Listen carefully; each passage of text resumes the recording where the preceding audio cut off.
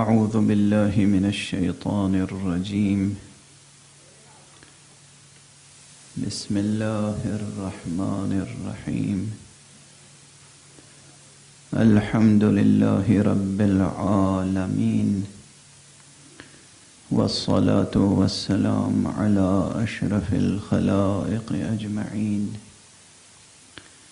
سيدنا وسيد الأولين والآخرين، حبيبنا وحبيب إله العالمين، إمام المرسلين وخاتم النبيين، أبي القاسم المصطفى محمد.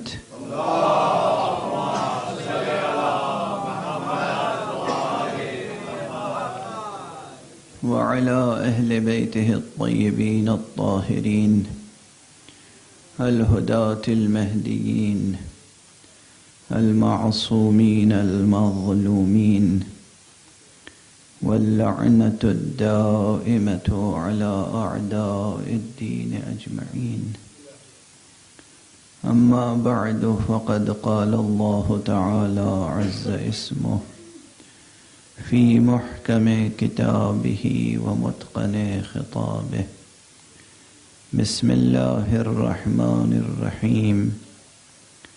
يا أيها الذين آمنوا إن تتقوا الله يجعل لكم فرقانا ويكفر عنكم سيئاتكم ويغفر لكم، والله ذو الفضل العظيم. صدق الله العلي العظيم. اللهم صل على محمد وآل محمد. ایک اور بلند تر صلوات. اللهم صل على محمد وآل محمد.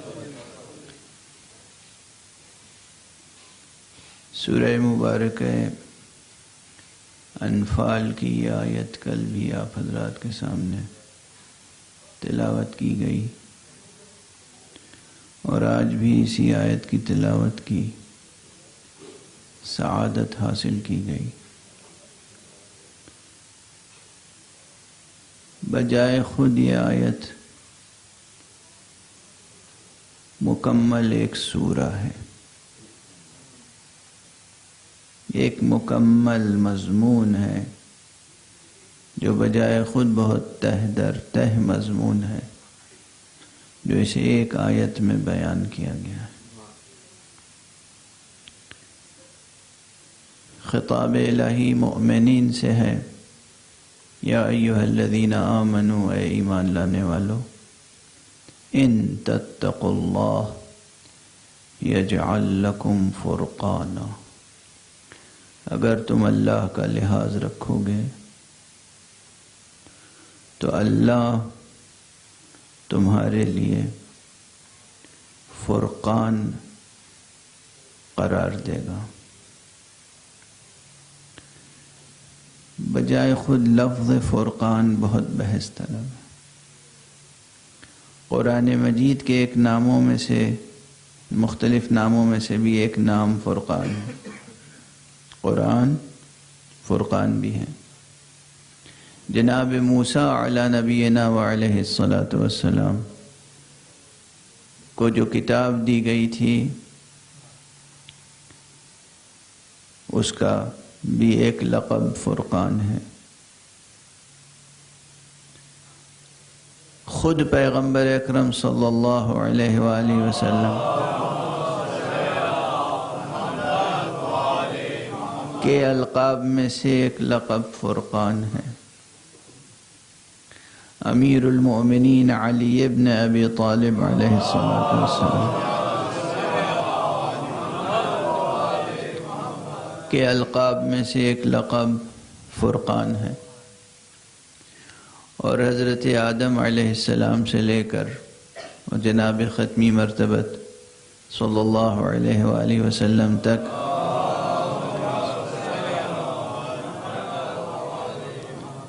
جتنے انبیاء تشریف لائے، ایک اعتبار سے ہر نبی کا وصف یہ ہے کہ وہ فرقان ہے۔ ہر وہ کتاب جو اللہ کی طرف سے نازل ہوئی، اس کتاب کا ایک وصف یہ ہے کہ وہ فرقان ہے۔ کس اعتبار سے؟ اس اعتبار سے کہ اللہ سبحانہ و تعالیٰ کی طرف سے آنے والا ہر شخص اور اس کی طرف سے نازل ہونے والا ہر کلام حق اور باطل کے درمیان فرق کرنے والا ہے، حلال و حرام کے درمیان فرق کرنے والا ہے، صدق و کذب کے درمیان فرق کرنے والا ہے۔ فرق کرنے والا فرقان کہلاتا ہے۔ اور اس اعتبار سے کتنا بڑا وعدہ ہے یہ پروردگار کا کہ اگر تم ہمارا لحاظ رکھو گے تو ہم تمہارے لیے فرقان قرار دیں گے۔ یہ فرقان ہر فرد کی ضرورت ہے۔ کل بھی میں نے یہ جملہ عرض کیا تھا، ضرورت ہے ہماری صبح سے شام تک معاملات زندگی میں ہمیں اس فرق کو محسوس کرنے کی ضرورت پیش آتی ہے کہ سچ کیا ہے، جھوٹ کیا ہے، حق کیا ہے، باطل کیا ہے، اچھا کیا ہے، برا کیا ہے۔ کوئی شخص آفس میں بیٹھا ہوا ہے اپنی میز پر اور اسے مختلف مسائل پہ غور کرنا ہے، اس کو فرقان کی ضرورت ہے۔ کوئی شخص بزنس کر رہا ہے، اسے کاروبار میں مشتریوں کا سامنا ہے، اسے فرقان کی ضرورت ہے۔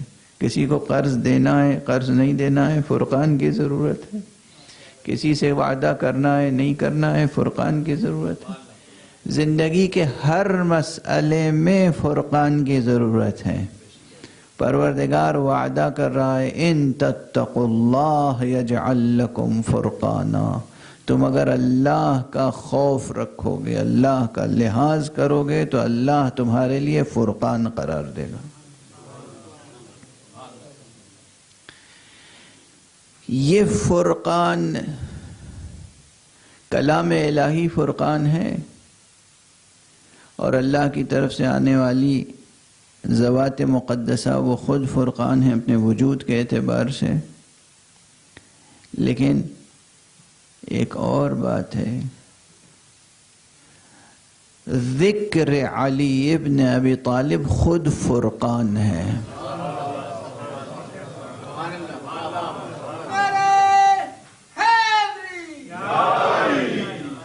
اب وہ تو خیر بہت مشہور بات ہے، ہر ذاکر اور ہر مومن جانتا ہے کہ ذکر علی ایک خاص اعتبار سے تو فرقان ہے ہی ہے۔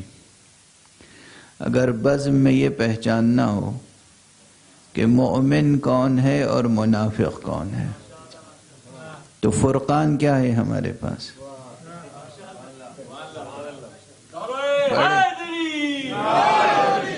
بڑے سے بڑا مجمع ہو، بڑے سے بڑا مجمع ہو، ہمیں یہ جاننا ہو کہ اس مجمع میں مومن کون کون ہے اور منافق کون کون ہے۔ آپ صرف ذکر علی چھیڑ دیجئے، یہ ذکر فرقان، یہ ذکر مبارک فرقان ہے۔ یہ ذکر مبارک خود فرقان ہے کہ فرق فوراً واضح ہو جاتا ہے، چہرے بولنے لگتے ہیں۔ زبان چاہے خاموش رہے، چہرے بولنے لگتے ہیں، چہرے کے رنگ اڑ اڑ کے پکارنے لگتے ہیں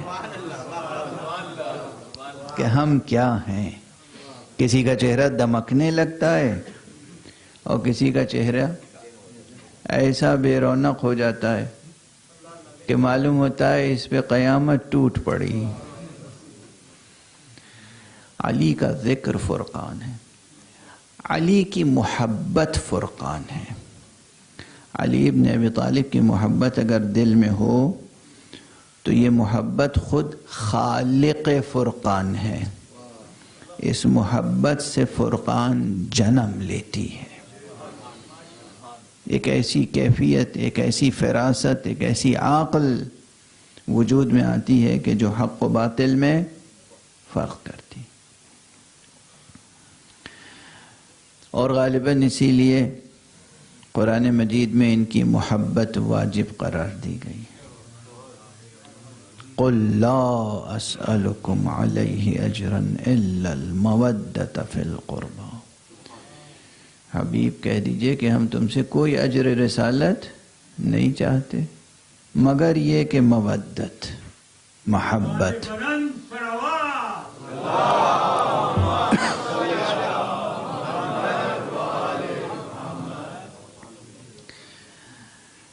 اس ولائی اور حبی تمہید کے ساتھ کل جس علمی بحث کا آغاز کیا ہے کچھ اسے بھی آگے بڑھانے کی کوشش کی جائے. میں نے گزارش کی کہ ذکر علی سے متعلق مجلسیں ہیں یہ، اس لیے ان مجلسوں میں علم اور علمیات سے متعلق لازمی طور پر گفتگو ہونی چاہیے. اور گزشتہ شب سے جو میں نے گفتگو شروع کی ہے وہ گفتگو یقین فرمائیں کہ ابھی اہل علم کے درمیان بھی عام نہیں ہے. جو ہمارا ایجوکیٹڈ طبقہ کہلاتا ہے، جو اکیڈمیشنز کہلاتے ہیں، ان میں بھی یہ گفتگو اتنی عام نہیں ہے اور ابھی کسی خاص نتیجے تک نہیں پہنچے ہیں. خاصا ابہام ہے اس مسئلے میں. یعنی میں تحقیق کے بعد گزارش کر رہا ہوں، تعلی نہیں کر رہا ہوں شاعرانہ.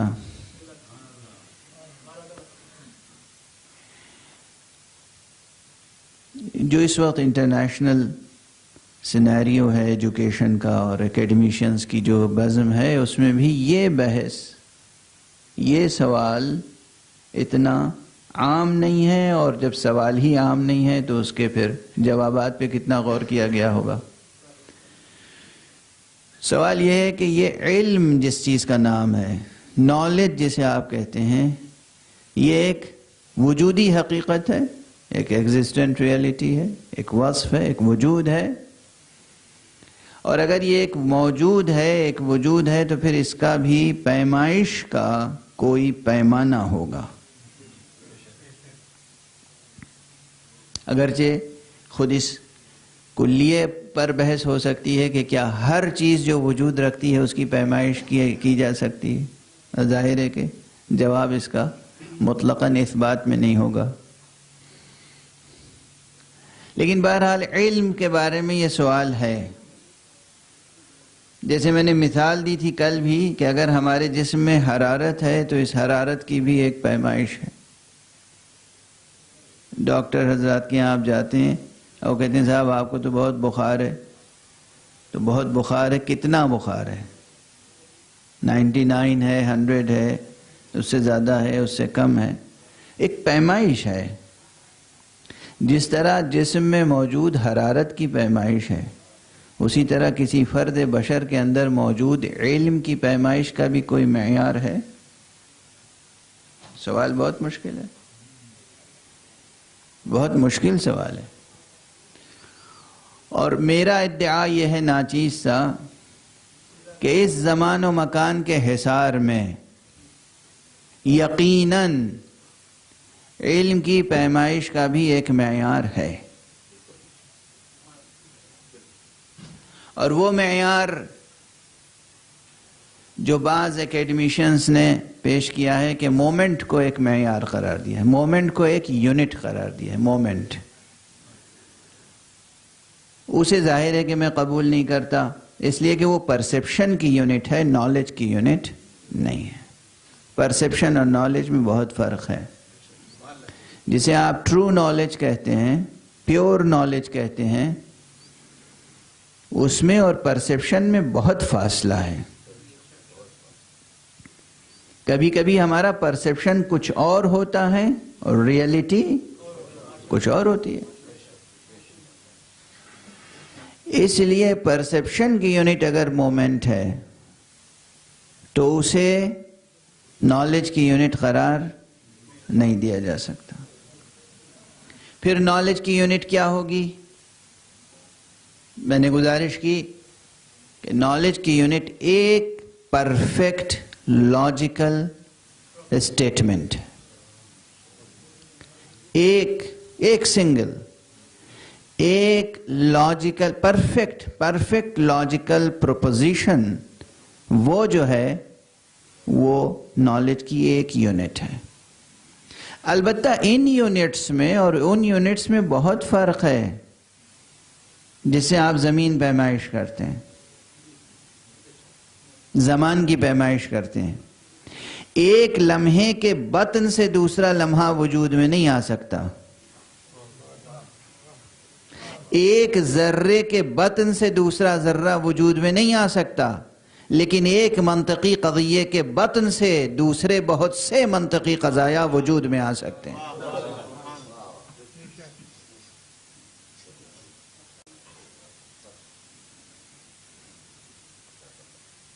میں کبھی کبھی آپ حضرات پہ اپنے سامعین پہ ناز کرتا ہوں کہ یہ ایسی مشکل بحثیں ہیں، اتنی آسان بحثیں نہیں ہیں یہ. اور جب آپ حضرات واہ واہ سبحان اللہ کرتے ہیں تو اور دل کی کلی کھل جاتی ہے اور یہ احساس ہوتا ہے کہ بات سمجھی گئی. کہیں پر 1 میٹر زمین ہو، یہ 1 میٹر زمین خود بخود 2 میٹر نہیں بن سکتی، ممکن ہی نہیں ہے، اس میں صلاحیت نہیں ہے، اس کی ماہیت میں یہ بات نہیں ہے کہ معلوم ہوا 1 میٹر زمین لی تھی، 100 برس کے بعد وہ 1 میٹر زمین 2 میٹر ہو گئی، ممکن نہیں. 1 گز کپڑا لیا تھا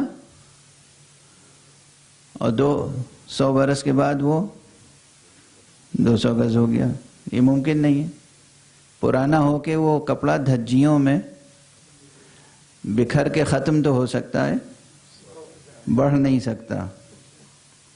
اور اگر زمین بھی آزاد چھوڑ دی جائے تو وہ گھٹ تو سکتی ہے، بڑھ نہیں سکتی. فرق یہی ہے مادی حقیقتوں میں اور علم میں.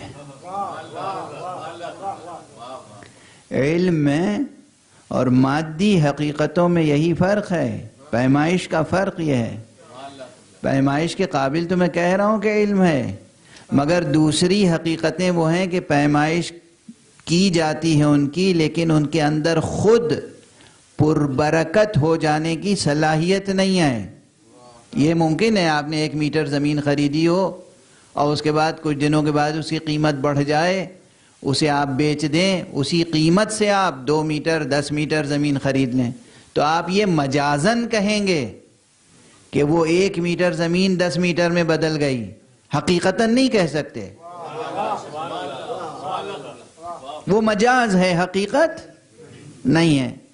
لیکن علم کے باب میں یہ حقیقت ہے کہ اگر ایک حقیقی قضیہ معلوم ہو جائے تو اس کے بطن سے نہ جانے کتنے اور قضایا پیدا ہو جاتے ہیں.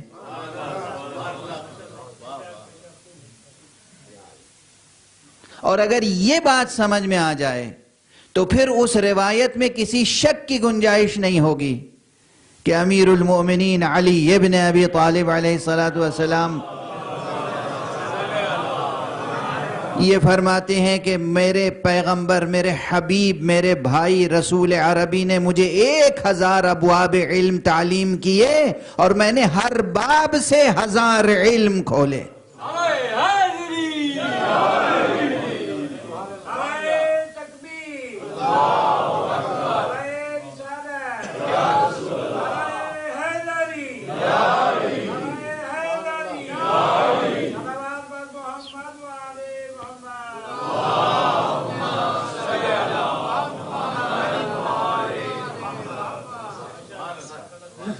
توجہ ہے. اب ظاہر سی بات ہے کہ میرا شکوہ اپنی جگہ ہے کہ وقت کے دامن میں گنجائش نہیں ہے. کل بہت سمیٹتے سمیٹتے بھی گفتگو بہت طویل ہو گئی تھی، لیکن بہرحال اب ایک بات کہیے تو اس کو جو بزرگ ذہانتیں ہیں یہاں پہ وہ تو فوراً بات سمجھ گئے، لیکن جو بچے ہیں، نوجوان ہیں، ان کو سمجھنے کے لیے کچھ چھوٹی چھوٹی مثالیں، بالکل بچکانہ مثالیں دینی ضروری ہوتی ہیں.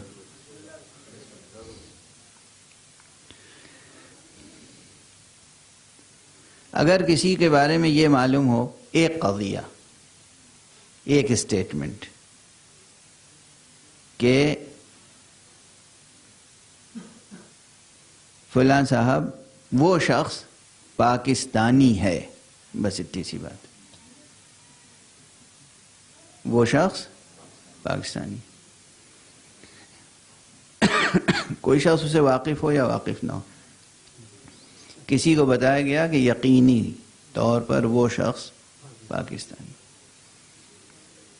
اس ایک، اگر اس کے اندر ذہانت ہے، اس کے اندر کنجکاوی ہے، اس کے اندر اگر جستجو کی صفت ہے، اگر اس کے اندر تجسس ہے، اگر اس کو ذہانت کی دولت بیدار نصیب ہے، تو بس وہ ایک قضیہ جیسے ہی معلوم ہوا کہ وہ شخص پاکستانی ہے تو فوراً اس ایک قضیے کے بطن سے نکلنے لگیں گے۔ اس کا مطلب یہ کہ وہ پاکستانی زبانوں میں سے کسی ایک زبان سے ضرور واقف ہوگا۔ کہنے والے نے تو یہ نہیں کہا، ٹھیک ہے نا، کہنے والے نے کہا کہ وہ پاکستانی ہے، اس نے سمجھ لیا کہ وہ پنجابی ضرور جانتا ہوگا یا سندھی ضرور جانتا ہوگا یا پشتو ضرور جانتا ہوگا یا اردو ضرور جانتا ہوگا، اس کا رنگ یقیناً گندمی ہوگا، اور اگر خوب گورا بھی ہوگا تو کم سے کم انگریزوں جیسا بے نمک نہیں ہوگا۔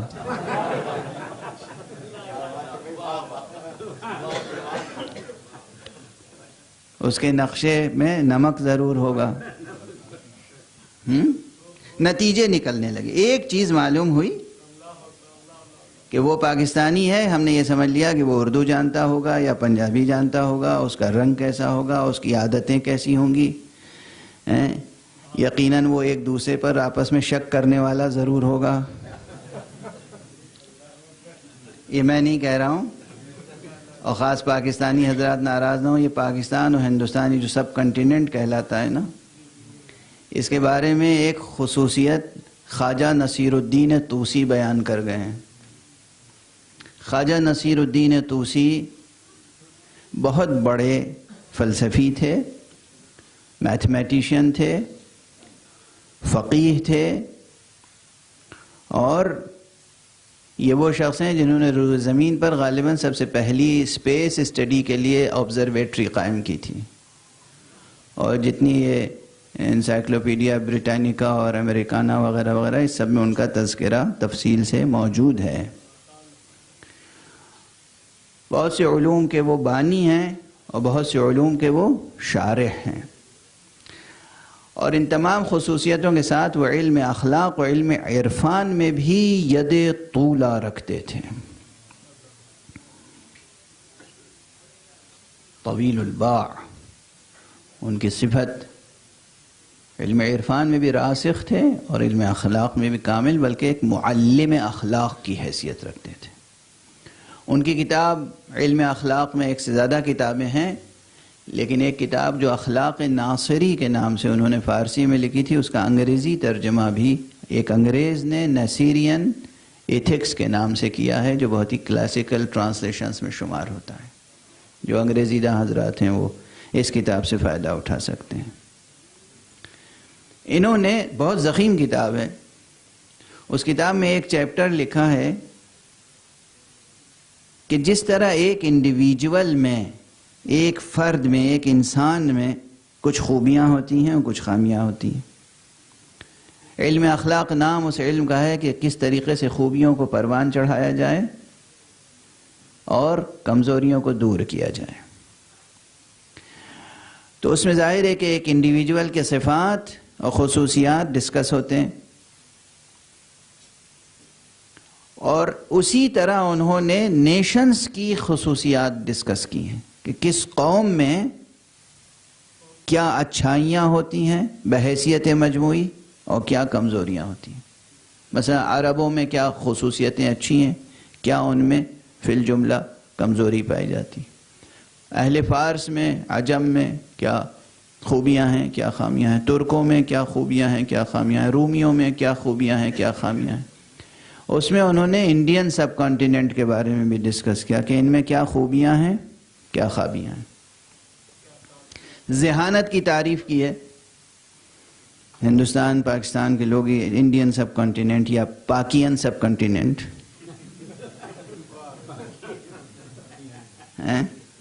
اب کو ناراض ہو جائے کہ آپ انڈین ہی کیوں کہتے ہیں، تو پاکین کہہ لیجئے. یہ سب کانٹیننٹ جو ہے اس میں لوگوں میں ذہانت ہوتی ہے.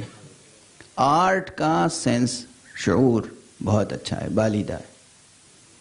بہت سی خوبیاں گنائی ہیں. ایک اس میں جو چند خامیاں گنائی ہیں اس میں ایک خامیاں یہ لوگ آپس میں ایک دوسرے پر جھوٹے الزامات بہت لگاتے ہیں.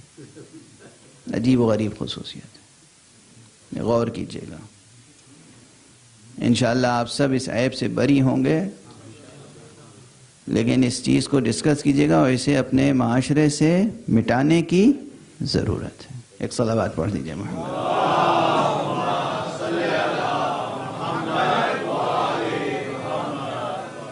یہ بیچ میں آ گئی تھی ود ان بریکٹس، یہ گفتگو آ گئی تھی کیونکہ کچھ اخلاقی نکات بھی تو ڈسکس ہونے چاہیے. عرض یہ کر رہا تھا کہ اگر ایک چیز معلوم ہو جائے کہ وہ شخص پاکستانی ہے تو ہمیں اس ایک قضیے کو جیسے ہی معلوم ہو وہ شخص پاکستانی ہے تو دوسرا قضیہ سمجھ میں آئے گا کہ یہ پاکستانی زبانوں میں سے کوئی زبان ضرور جانتا ہوگا. ممکن ہے ایک سے زیادہ زبانیں جانتا ہو، ممکن ہے. اور یہ شخص کم سے کم اس نے نواز شریف کا نام ضرور سنا ہوگا، کم سے کم یہ عمران خان سے ضرور واقف ہوگا، ہے نا. یعنی ایک قضیہ معلوم ہوا اور ہم نے اس کے بعد اس ایک قضیے سے بہت سے قضایا معلوم کرنے شروع کر دیے. یہ ایک چھوٹی سی مثال ہے. کسی کے بارے میں کہا جائے وہ عرب ہے تو فوراً اس ایک قضیے کے بعد یہ معلوم ہو جائے گا خود بخود کہ وہ عربی زبان ضرور بولتا ہوگا، جانتا ہوگا، اس نے لفظ قرآن ضرور سنا ہوگا. اور اسی طرح یہ ایک چھوٹی سی مثال ہے کہ اگر ایک پرفیکٹ پروپوزیشن معلوم ہو جائے، اگر ایک پرفیکٹ لاجیکل اسٹیٹمنٹ، ایک سنگل اسٹیٹمنٹ، ایک سینٹنس معلوم ہو جائے تو اس کے بطن سے فوراً دوسرے نتائج سامنے آنے لگتے ہیں. بس گفتگو کو روکوں، اس مثال کو ذہن میں رکھتے ہوئے، بچکانہ مثال، چھوٹی سی مثال، اب ایک جملہ میں عرض کروں. اگر ہمیں ایک صادق قضیہ معلوم ہو جائے تو بہت سے قضایا معلوم ہو جاتے ہیں. ہمیں کسی اور نے نہیں، نبی صادق مصدق محمد عربی صلی اللہ علیہ وآلہ وسلم نے خود علی ابن ابی طالب علیہ السلام سے متعلق کہا علی مرد الہی ہے. جیسے ہی ہمیں معلوم ہو جائے فلاں پاکستانی ہے تو بہت سے نتیجے حاصل ہوتے ہیں، معلوم ہو جائے فلاں عرب ہے تو بہت سے نتیجے حاصل ہوتے ہیں، معلوم ہو جائے فلاں فارس ہے تو بہت سے نتیجے حاصل ہوتے ہیں. جب ہمیں معلوم ہو جائے علی مرد خدا ہے تو اس سے کتنے نتیجے حاصل ہو سکتے ہیں.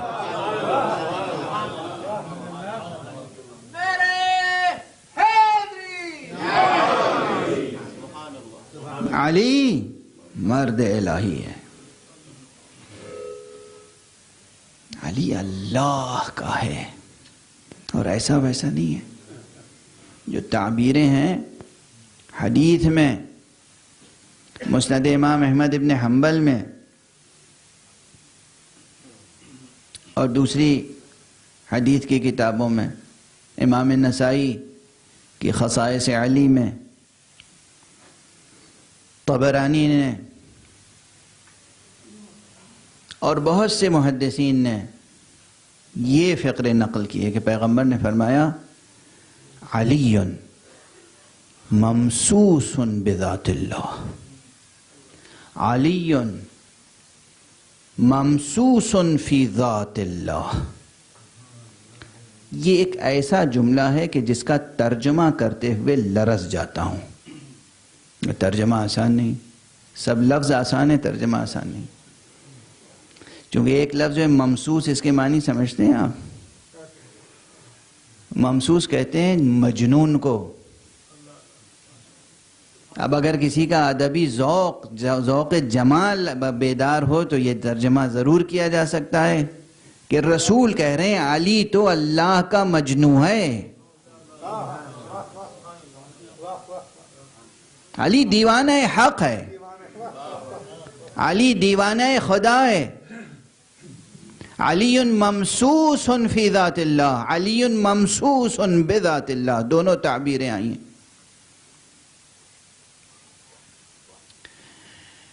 جب لوگ شکایت لے کے حضرت علی کی آتے تھے رسول کے پاس، عجب تاریخ ہے علی کی، شکایتیں لے کے آتے تھے،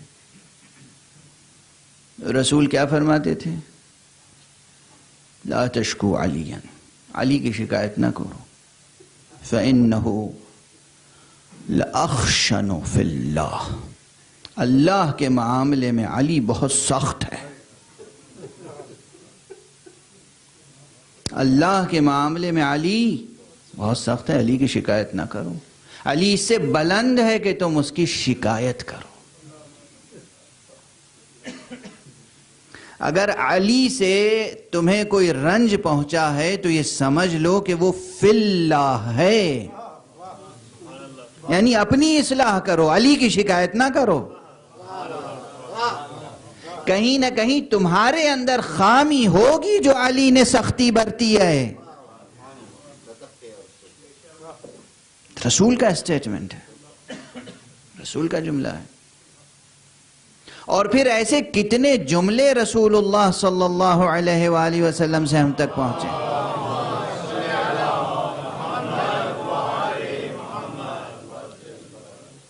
علی ممسوس فی ذات اللہ، علی اخشن فی اللہ، علی اخشن فی سبیل اللہ. یا وہ اس سے مشہور تر فقرے، علی مع الحق والحق مع علی، علی مع القرآن والقرآن مع علی.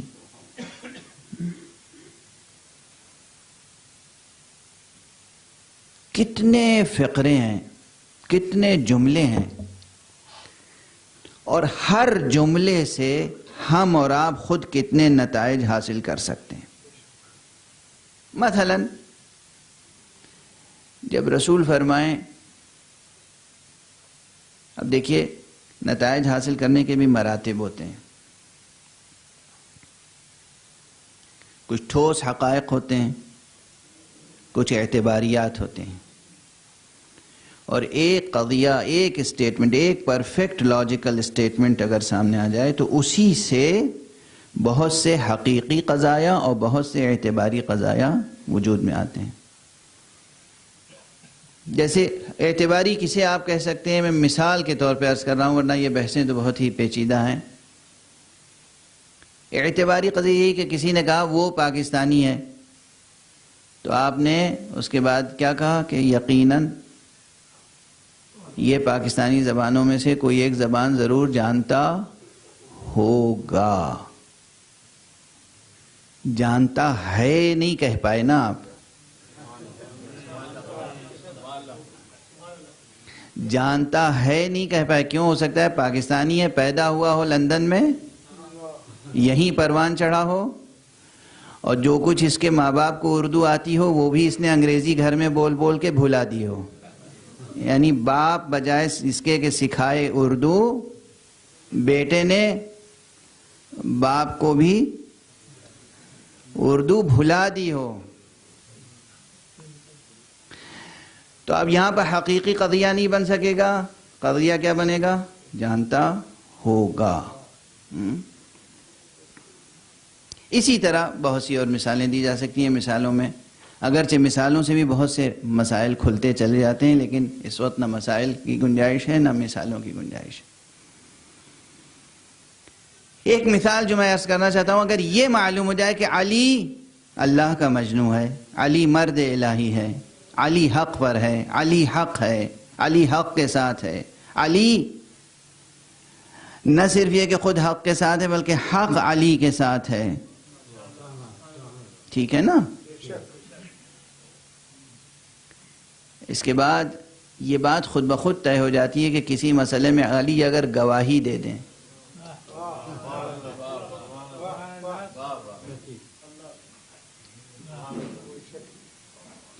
تو اس گواہی پہ ڈسکس کرنے کی ضرورت ہے. اور جو علی کی گواہی کو رد کر دے اس کے سلسلے میں کیا کہا جا سکتا ہے؟ یہ تاریخ کا ظلم ہے، یہ تاریخ کا ستم ہے کہ بعد پیغمبر امیر المومنین علی ابن ابی طالب علیہ السلام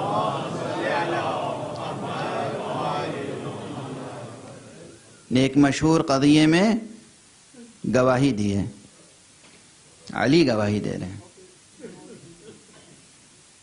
اور تخت حکومت پہ بیٹھا ہوا شخص علی کی گواہی کو رد کر رہا ہے. علی حق ہے. تخت حکومت پہ بیٹھنے والے کو حق کہیں گے یا باطل؟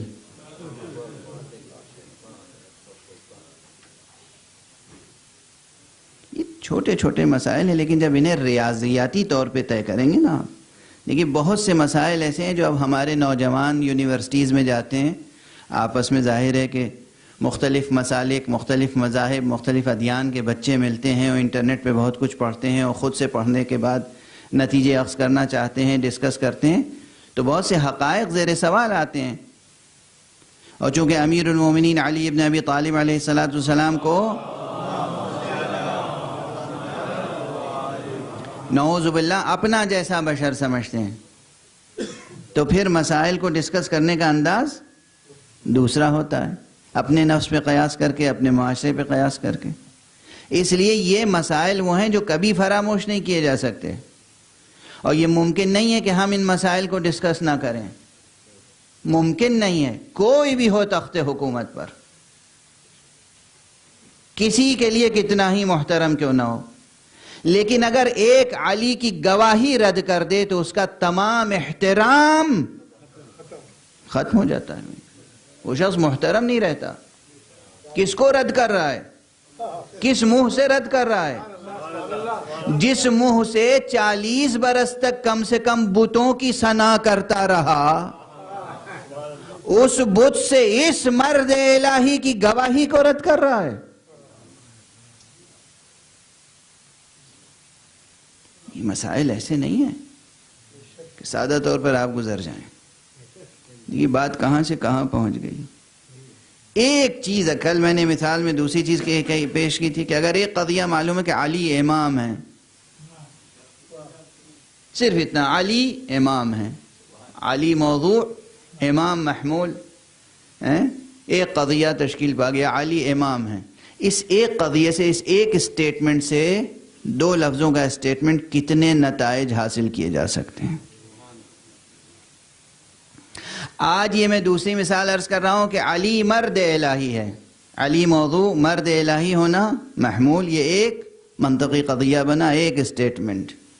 اور یہ ایک ایسا اسٹیٹمنٹ ہے کہ جس میں کوئی کنٹرڈکشن نہیں ہے، کوئی اپوزیشن نہیں ہے، کوئی اینٹی تھیسس نہیں ہے. علی مرد الہی ہے، کوئی اسے چیلنج روئے زمین پر نہیں کر سکتا مگر یہ کہ وہ اموی ہو. آپ کو معلوم ہے امویوں نے کیا کیا کچھ کیا ہے، اور آج بھی روئے زمین پہ اموی ذہن کچھ ہیں.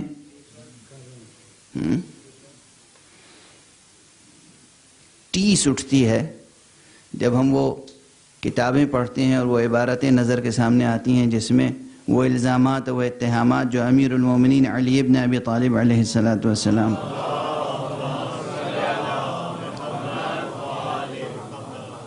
لگائے گئے تھے. آپ حضرات صلوات پڑھتے ہوئے ذرا سا آگے تشریف لیں. صلوات پڑھتے اور بلندتر صلوات پڑھیں اور آگے تشریف لیں.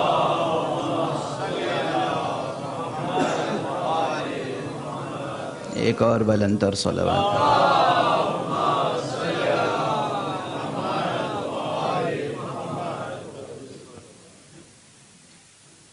بہرحال گفتگو کو سمیٹنے کی کوشش کروں، اس لیے کہ وقت میں گنجائش نہیں ہے، لیکن اس ایک منہج پہ سوچنے کی کوشش کیجیے گا.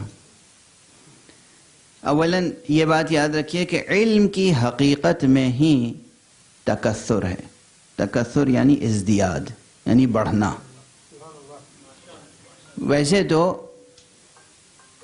ہمارے مشرق اور ایران کے مشہور فلسفی ملا صدرہ نے نظریہ حرکت جوہریہ پیش کیا ہے، یعنی تھیوری آف سبسٹینشیل موومنٹ، یعنی سبسٹینس میں موومنٹ ہے، یہ نہیں کہ موومنٹ الگ ہے سبسٹینس الگ ہے، سبسٹینس میں موومنٹ ہے۔ یہ بڑی پیچیدہ بحث ہے، خود فلسفیوں میں کل بھی اختلاف تھا، آج بھی اختلاف ہے۔ آج بھی کم سے کم دو ایک ایسے استاد فلسفے کے ہیں، قم ہی میں موجود ہیں، جو اس نظریے کے مخالف بھی ہیں، میں انہیں جانتا ہوں۔ لیکن بیشتر وہ اساتذہ ہیں فلسفے کے اور وہ فلاسفہ ہیں جو اس نظریے کی حمایت میں ہیں کہ سبسٹینس میں موومنٹ ہے۔ موومنٹ بہت بڑی حقیقت ہے۔ بقول علامہ اقبال کے ثبات ایک تغیر کو ہے اس زمانے میں، بڑا اچھا مصرع ہے۔ ثبات ایک تغیر کو ہے زمانے میں، تغیر کو ثبات ہے، چینج کو ثبات ہے۔ تو یوں تو ہر شے میں حرکت ہے، لیکن علم میں جو حرکیت اور حرکت ہے اور جو تابکاری ہے، جو ریڈیشن ہے، وہ بے نظیر ہے۔ علم ممکن نہیں ہے کہ جامد رہ جائے، علم ممکن نہیں ہے کہ جامد رہ جائے، ایک آن علم جامد نہیں رہ سکتا۔ بچوں کے سمجھانے کے لیے مثال عرض کروں، سورج سے نکلتی ہوئی کرن کو چٹکی میں پکڑ سکتے ہو؟ نہیں پکڑ سکتے۔ سورج سے نکلنے والی کرن کو چٹکی میں پکڑ کے روک سکتے ہو؟ نہیں۔ وہ روشنی کی کرن ہے، تتلی نہیں ہے جو چٹکی میں آ جائے۔ روشنی کی کرن وہ بڑھتی رہے گی آگے، اسے روکا نہیں جا سکتا۔ یہ جو ریڈیو ایکٹیو ایلیمنٹس ہوتے ہیں، ان میں سے ریڈیشن مسلسل ہو رہا ہے۔ علم ان تمام چیزوں سے آگے، جو ریڈیو ایکٹیو ایلیمنٹس ہیں، اس سے علم ناقابل قیاس ہے۔ یہ ایلیمنٹس علم کے مقابلے میں بمنزلہ جامد کے ہیں۔ یہ سورج کی کرن یہ بمنزلہ جامد کے ہے، اس لیے کہ سورج کا نور نور مادی ہے، علم نور غیر مادی ہے۔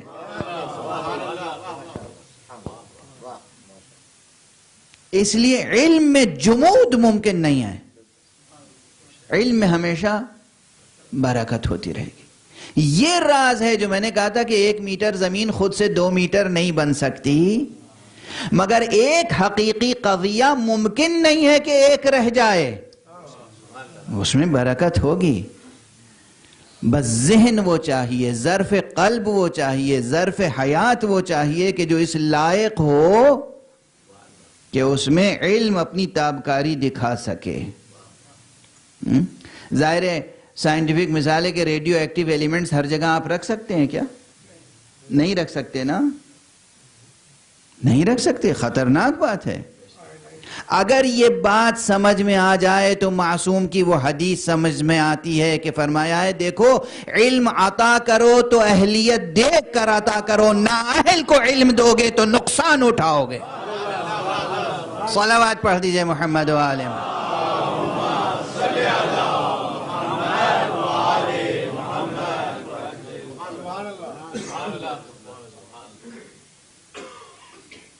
علم عطا کرو، یہ نہ نسل پرستی ہے نہ قوم پرستی، یہ حق پرستی کی بات ہے۔ اس وقت جو مذہب میں بھی بہت سے ایک خلفشار برپا ہے، ہر شخص انا ولا غیری کا کلمہ زبان پر جاری کیے ہوئے، ہر شخص اجتہاد کا دعویٰ کر رہا ہے، ہر شخص اپنی، میں یہ سمجھتا ہوں نااہلوں تک تھوڑا سا علم پہنچ گیا تو یہ ہو گیا، تھوڑا سا علم نااہلوں تک، ورنہ جہاں علم ہوتا ہے وہاں شان کیا ہوتی ہے؟ وہاں گفتگو پر سکوت غالب رہتا ہے۔ علی ابن ابی طالب کتنا بڑا عالم ہے، کتنا بڑا عالم ہے، کتنا بڑا عالم ہے. گزشتہ 2 روز سے کل اور آج میں علم کی یونٹ ڈسکس کر رہا ہوں، مگر یاد رکھیے کہ یہ اس زمان و مکان کے لحاظ سے ہے. حقیقتاً علم قابل پیمائش نہیں ہے. اور پیغمبر نے کتنا علم علی کو دیا، اللہ نے کتنا علم علی کو دیا، علی کتنے بڑے عالم ہیں، کوئی پیمائش کا معیار ہمارے پاس نہیں ہے. اتنے بڑے علم کے باوجود جب تک پیغمبر زندہ رہے علی نے سلونی نہیں کہا. اسے کہتے ہیں ظرف، اسے کہتے ہیں ظرف.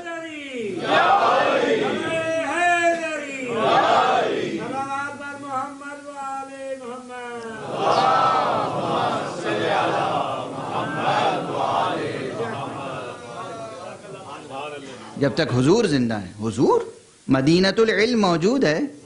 جب شہر موجود ہے تو دروازہ نہیں بول سکتا ہے نا.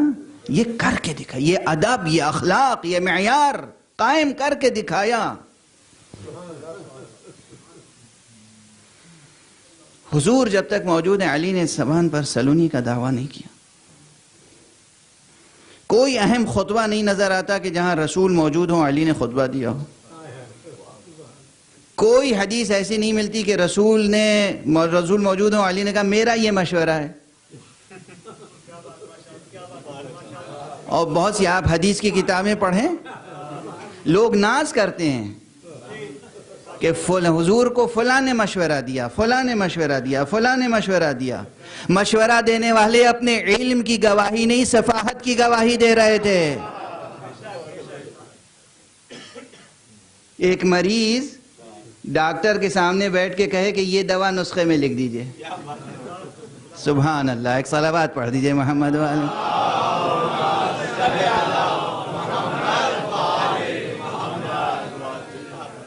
جو خود مریض ہے، ڈاکٹر کے پاس بیٹھا ہے اور پھر رہا بھی نہیں جاتا، اضطراب جہل پریشان کرتا ہے بار بار. اور وہ ڈاکٹر نسخہ لکھ رہا ہے، کہہ رہے ہیں یہ دوا لکھ دیجئے گا.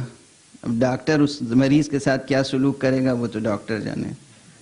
مگر ہمارا رسول صاحب خلق عظیم تھا. ایسے لوگوں کو بھی برداشت کیا رسول نے جو بات بات پہ مشورہ دیتے تھے.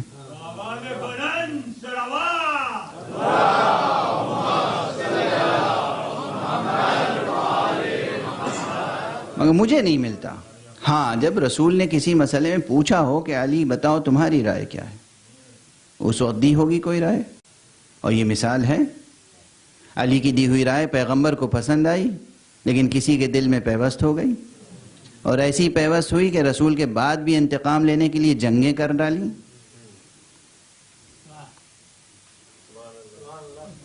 جنگ علی کی ایک رائے کے انتقام پر جنگ.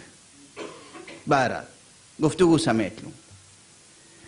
علی ابن ابی طالب علیہ السلام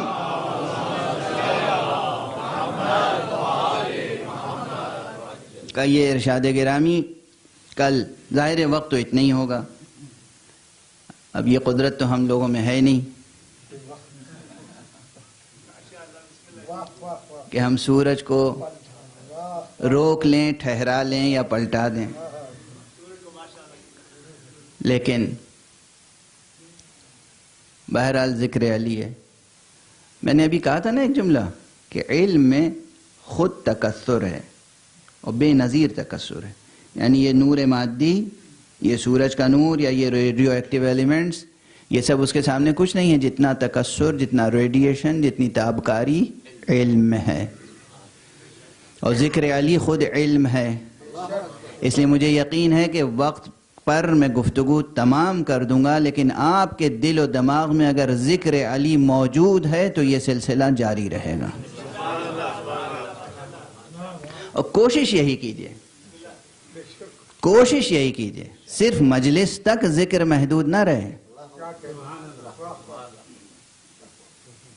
آپ جہاں بھی ہوں، زندگی کے جس میدان میں بھی ہوں،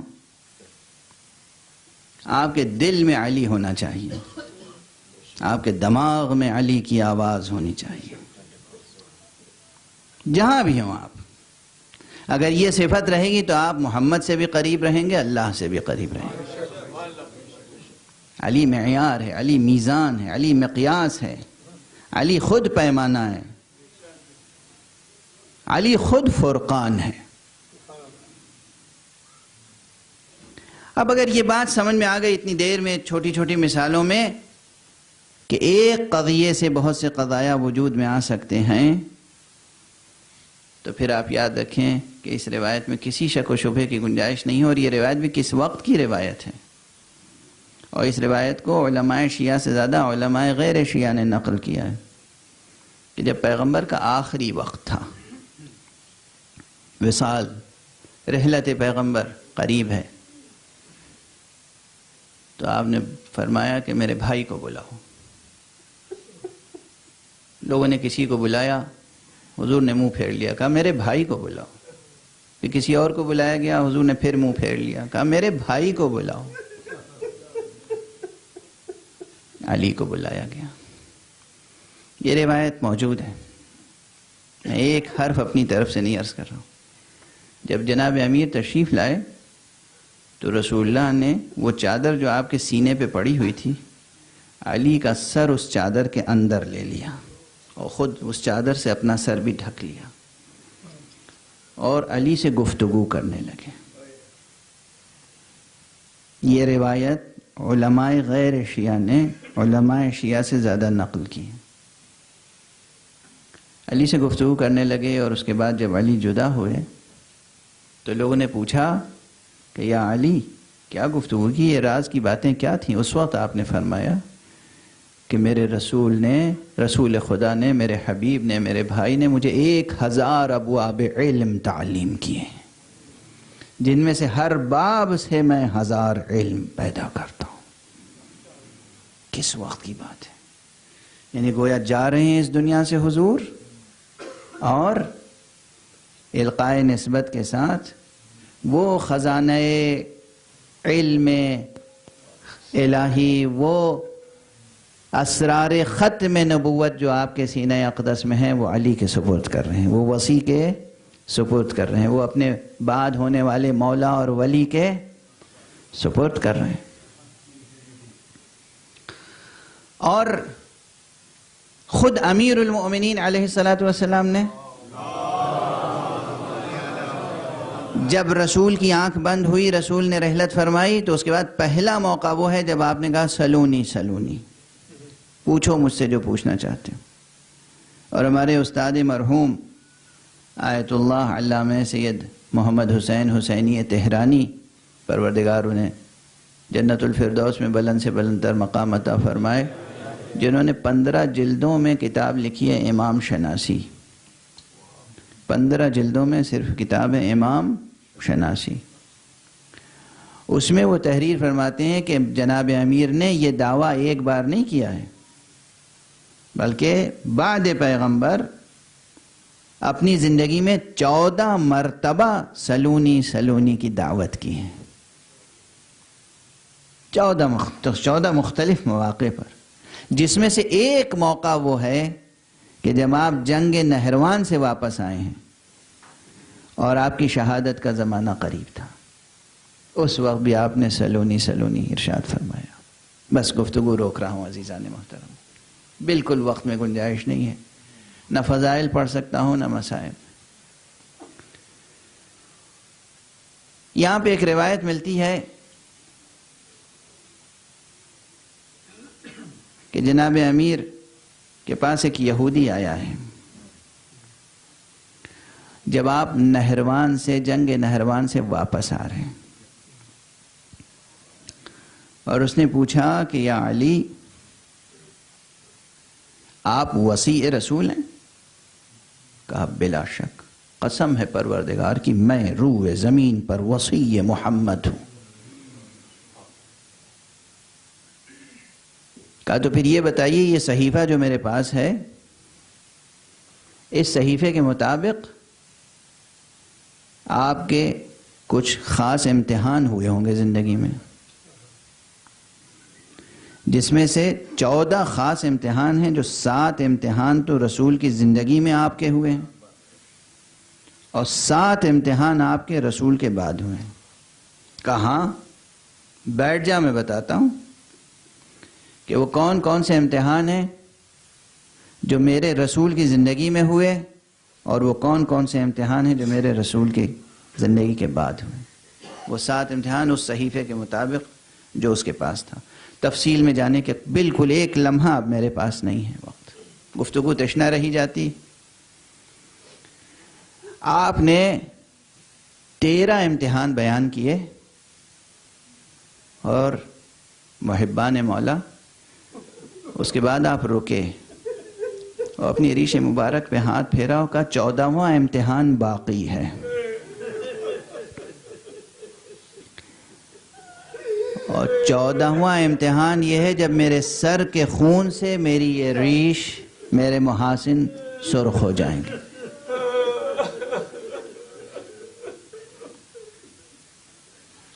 یہ 14واں امتحان ہے جو باقی ہے کہ میرے ہی سر کے خون سے میری داڑھی رنگین ہو جائے گی۔ قریب بیٹھے ہوئے عزیز اصحاب چاہنے والے تڑپ گئے،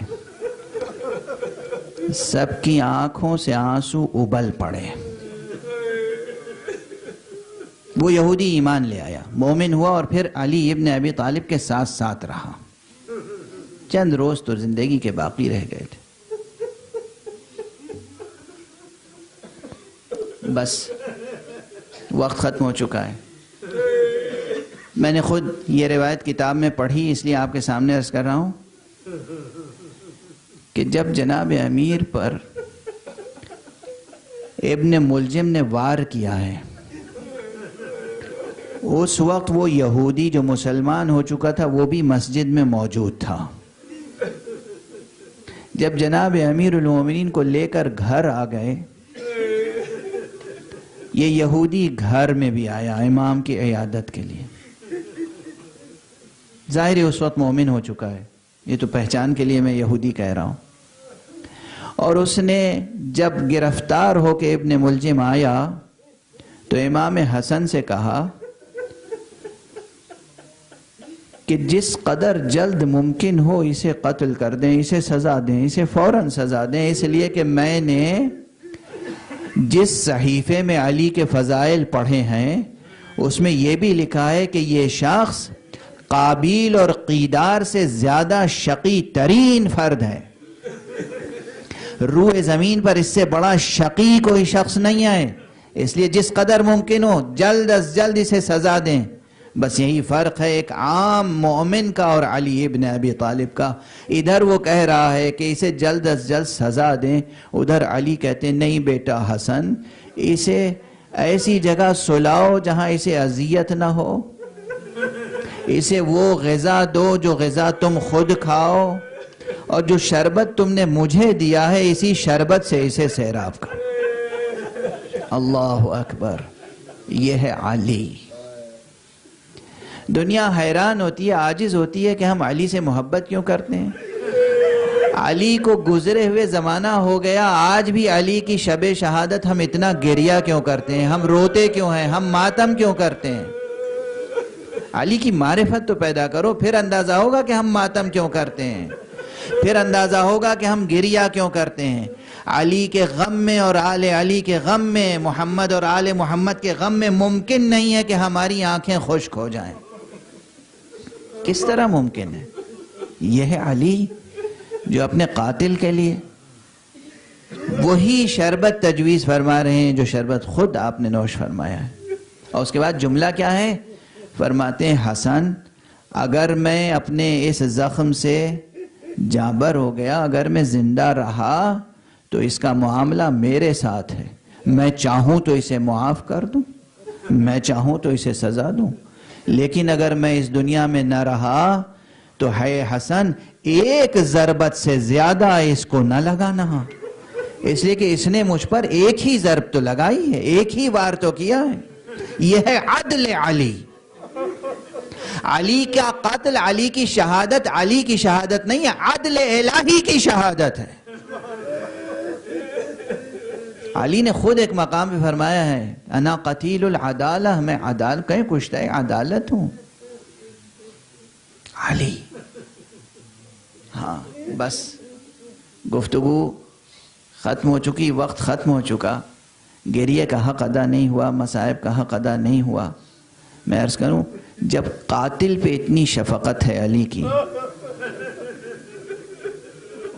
تو جو واقعاً دنیا میں مظلوم ہوں گے، محروم ہوں گے، ضعیف ہوں گے، ناتواں ہوں گے، کمزور لوگ ہوں گے، ان پر کتنی شفقت ہوگی علی کی. یہ اس روایت سے سامنے آتی ہے بات کہ جب بعد دفن امیر المومنین حسن واپس آ رہے تھے تو خرابے سے ایک آواز اٹھ رہی تھی، کراہنے کی آواز، ایک فریادی کی فریاد اٹھ رہی تھی. امام حسن پہنچے، امام حسین پہنچے اور پوچھا تو کون ہے؟ کہا میں ایک محتاج ہوں، ایک مریض ہوں، ایک بیکس ہوں. کہا پھر تیری دیکھ بھال کون کرتا ہے؟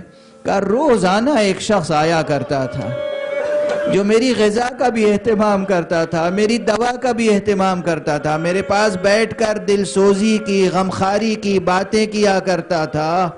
کہا وہ کون ہے؟ کہا جب بھی میں پوچھتا تھا تو وہ کہتا تھا میں ایک بندہ خدا ہوں، میں ایک بندہ خدا ہوں. تجھے میرے تعارف سے کیا غرض ہے؟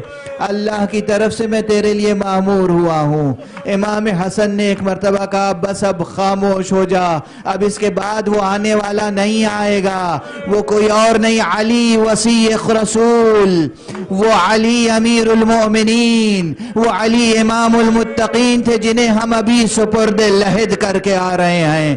انا للہ وانا الیہ راجعون رضا بقضائہ وتسلیما لامرہ.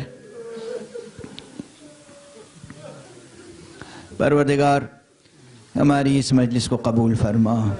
معبود ہمارے دلوں کو اور ہمارے وجود کو، ہماری روحوں کو، ہمارے نفوس کو حب علی اور ذکر علی سے معمور رکھ. پروردگار روئے زمین پر جہاں جہاں بھی عاشقان محمد و آل محمد ہیں ان کو اپنی خاص حفظ و امان میں رکھ. پروردگار اعدائے محمد و اعدائے آل محمد کو اس دنیا سے نیست و نابود فرما. پروردگار ہمیں اہل طاعت و ولایت بنا دے اور ہماری نسلوں میں ہمیشہ اہل طاعت و ولایت کو خلق فرما.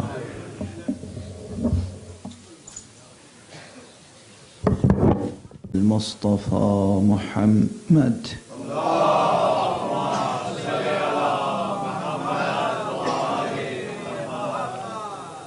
وعلى أهل بيته الطيبين الطاهرين الهداة المهديين المعصومين المظلومين واللعنة الدائمة على أعداء الدين أجمعين.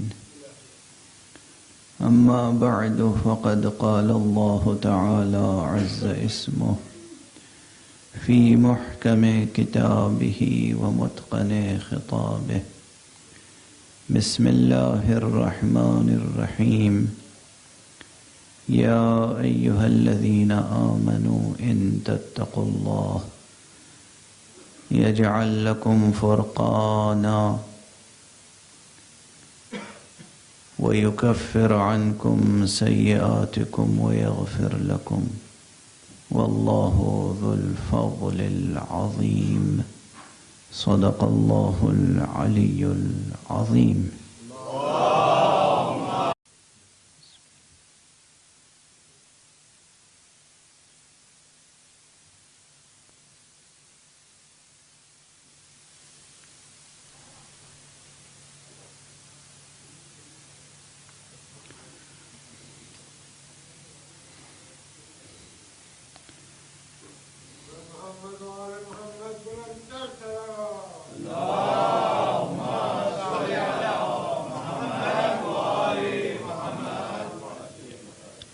أعوذ بالله من الشيطان الرجيم.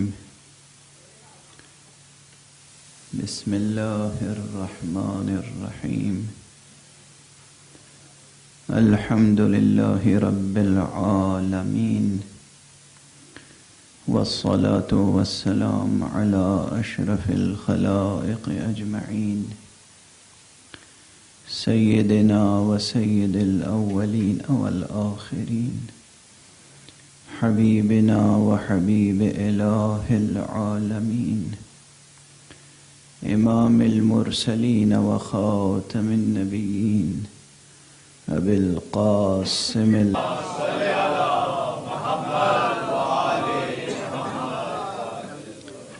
ایک اور بلند تر صلوات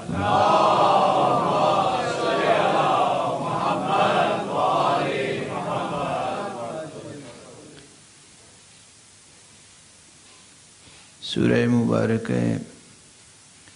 انفال کی یہ آیت کل بھی آپ حضرات کے سامنے تلاوت کی گئی اور آج بھی اسی آیت کی تلاوت کی سعادت حاصل کی گئی۔ بجائے خود یہ آیت مکمل ایک سورہ ہے، ایک مکمل مضمون ہے جو بجائے خود بہت تہ در تہ مضمون ہے جو اسے ایک آیت میں بیان کیا گیا ہے۔ خطاب الہی مؤمنین سے ہے، یا ایھا الذین آمنوا، اے ایمان لانے والو، ان تتقوا اللہ یجعل لکم فرقانا، اگر تم اللہ کا لحاظ رکھو گے تو اللہ تمہارے لیے فرقان قرار دے گا۔ بجائے خود لفظ فرقان بہت بحث طلب ہے۔ قرآن مجید کے ایک ناموں میں سے، مختلف ناموں میں سے بھی ایک نام فرقان ہے۔ قرآن فرقان بھی ہے۔ جناب موسیٰ علی نبینا وعلیہ الصلاۃ والسلام کو جو کتاب دی گئی تھی اس کا بھی ایک لقب فرقان ہے۔ خود پیغمبر اکرم صلی اللہ علیہ وآلہ وسلم کے القاب میں سے ایک لقب فرقان ہے۔ امیر المؤمنین علی ابن ابی طالب علیہ السلام کے القاب میں سے ایک لقب فرقان ہے، اور حضرت آدم علیہ السلام سے لے کر اور جناب ختمی مرتبت صلی اللہ علیہ وآلہ وسلم تک